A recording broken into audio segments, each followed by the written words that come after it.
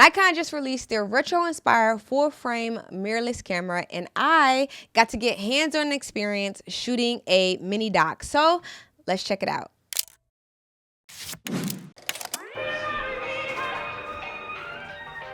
I have been expressing myself creatively since I could remember. It's always been something that have come natural to me. So I've been identifying as an artist since I was a kid.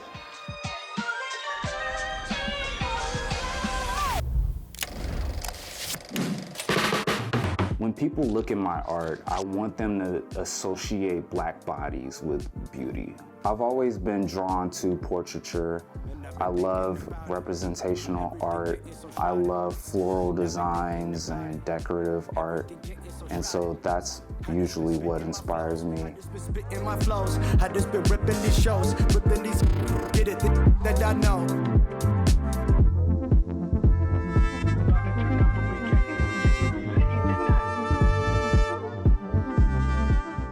Okay, mind you, when it came to that shoot, I had just got my hands on the camera. I did not have the camera any days before.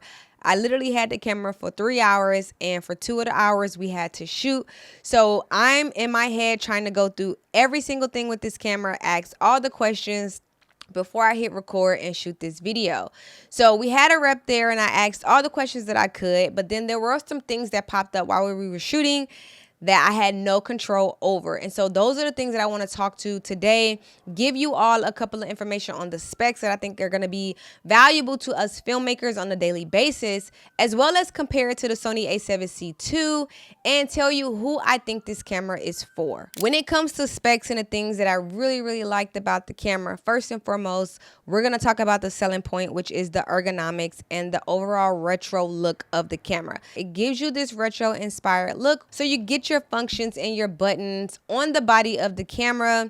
Pretty much you have your dial at the top for you to play with your shutter. It gives you the Canon AE1 feel and the older Fuji feel and the nostalgia that we're all wanting right now. And to move further into the retro vibe, they came out with 6 colors for you to choose from. So you don't have to go with just black. I thought that was really cool because they're really trying to push the retro look. The ergonomics of the camera, it felt really good in my hand. Again, I was shooting everything handheld, so that mattered to me on how it felt. It has a flip screen that also turns so that you can see yourself. So if you're doing any type of vlog style with this camera, it's going to be good for you. Now, another thing that I like, which is another aspect of the selling point when it comes to this camera, is going to be the black and white feature that they added, that literally you can use with the click of a button or the switch and literally turn to black and white. So you don't have to worry about doing all that in post, which I think they were trying to give you like a simulation or a preset that you can do in the camera. And I was able to test that out as well while we were shooting all the black and white that you saw in that video. I shot just by switching over to black and white on the camera. Now, you can also go a little deeper when it comes to that mode by going into the menu setting and changing the contrast and your RGB when it comes to the black and white. So it's not this standard, oh, we're going to allow you to switch into black and white, but you have no control over that. You still do have some control over how you want the black and white to look. So I was able to play with that as well. And I think that is also their selling point. Outside of the ergonomics and the look of the camera, another thing that I like were the specific specs that they gave you. One, you get internal 10-bit H.265.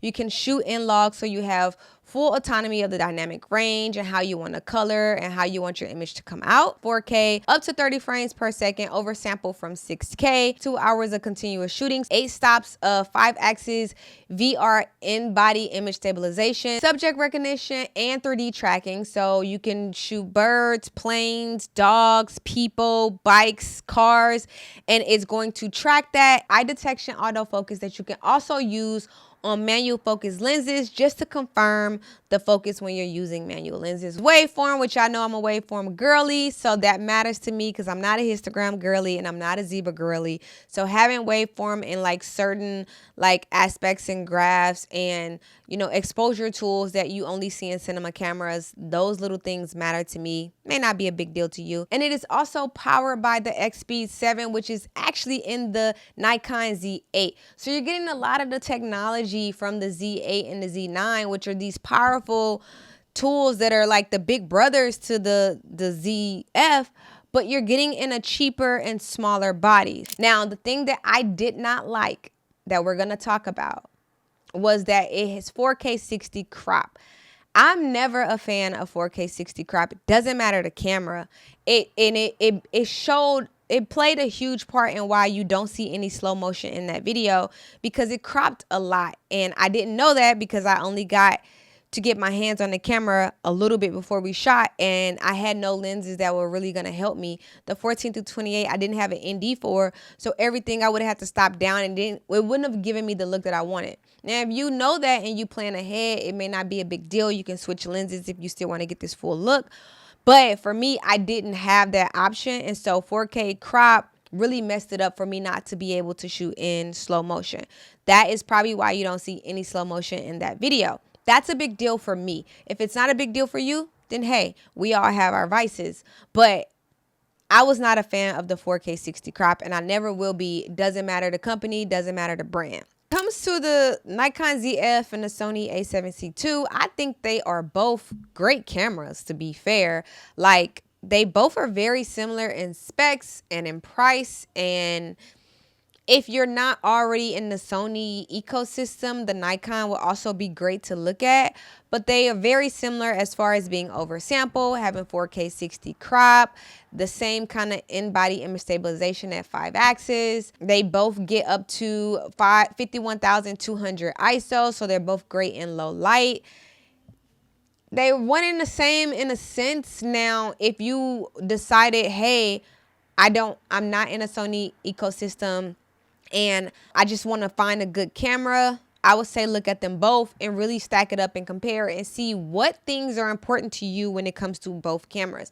Because what may be important to me may not be important to you, and what may be important to you may not be important to me. So really dive in and see what the pros and cons are of both cameras, and what more do each camera may have to offer you that you might like. Because again, a lot of the specs are similar, and you can pretty much create with both of these cameras. So it's going to have to be something that really pushes you towards either way. When it comes to who this camera is for, now I think that if you're already in the Nikon ecosystem and you have the Nikon ZFC or you have the Z6 and maybe you want something different, then I think the ZF is going to be great. Because again, if you don't want to go towards the higher end cameras that is a little bit more pricey, then you get the same technology in a smaller package. If you're not in the Nikon family, you're more of a hobbyist, or you're a newer filmmaker and you're just trying to find a camera that you used to shoot on your iPhone, now you're trying to up the game, I think that is a great choice to look into, because it is very comparative to the Sony A7C II.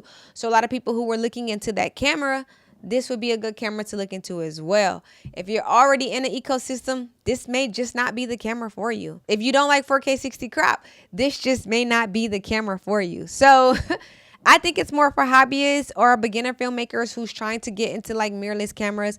Someone who may want the retro feel, who want to travel and have fun with their camera. I think that this is a vibey camera for them. And if you're looking to upgrade your Nikon cameras, this is going to be a camera for you. So it fits somewhere and there's an audience for it. So Nikon was already doing good with the Nikon ZFC. So the fact that they added this, I think is going to do really, really well. So yeah, if you guys have any more questions, leave them down below or go on their website. Clearly, they're going to have way more information. Gerald Undone and a couple of other people have already released videos about the camera if you want to go more into the spec side. Like this video, it will help a lot. Share with your friends and make sure that you are subscribed to my YouTube channel. Thank y'all so much for watching and vibing with me. I love you guys, and I'll see you in the next video. Bye.